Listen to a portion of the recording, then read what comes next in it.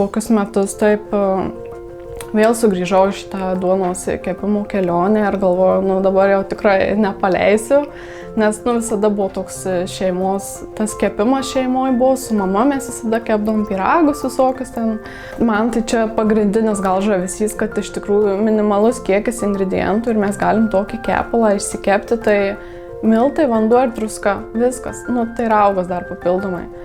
Tai iš tikrųjų, kas pas kiekvieną virtuvėje tikriausiai yra, tai to ir pakanka duoną iškepti, o jau ten paskui fantazijos laisvėje, kiek tu ten ko nori įdėti, ar sėklų, ir daug meilės reikia įdėti, tai pirmiausia, tą raugą reikia saugoti, auginti, rūpintis nuolatos, tai šitas dalykas irgi užtrunka.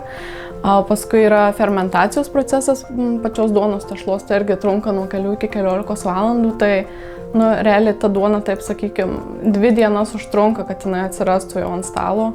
Tai tas ir gal daug ką išgąsdina, kad tas raugas visų pirma, kad ten jį reikia užsiauginti pačiam. Aišku, daug kas dabar kepėjų tai dalinasi tuo raugu.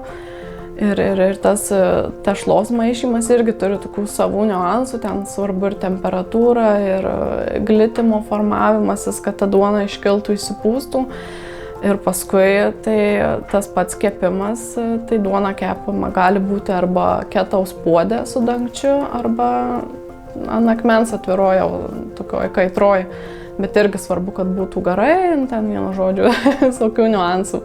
Tai taip, norint kepti šitą duoną, neužtenka, kad gavau raugą, turiu receptą ir kepu, truputį reikia darbo įdėti, kad susipažint su procesu. Raugą pati pasidariau, ten užtrunka apie savaitę kažkur ten jį užsiauginti.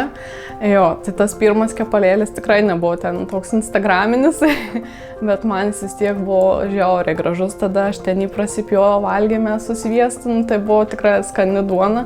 Tai man tas pats procesas buvo įdomus, kad mokintis, tobulėti, kad tas kepalėlis gražus būtų toks, kaip turi atrodyti. Tai tas ir vedė į priekį, o dabar tai, kadangi pradėjau tai Vilniuje, gyvenau dar, kai pradėjau kepti tą duoną, o dabar Marijampolėje, tai matau, kad tokios duonos nėra, arba aš jos nematau, kad kas nors keptų.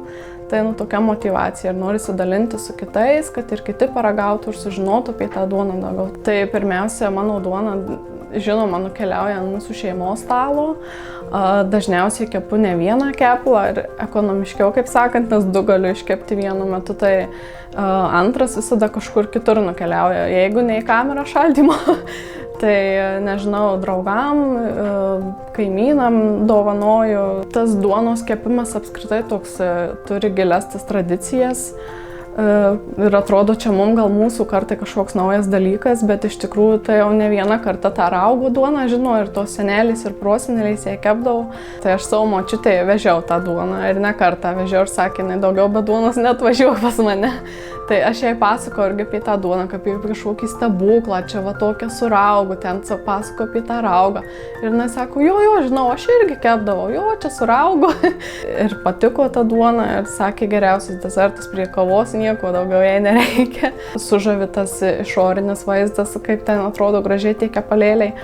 O dabar jaunoji karta, aš manau, kad vis dažniau atsisukam vis tiek ir į tą sveikatai palankę pusę, kad šita duona, pavyzdžiui, yra ypatinga tuo, kad mes nenaudojam mielių, jinai yra kepama su raugu, tai raugo duona yra lengviau virškinama, su ja greičiau pasisotinama ją valgant.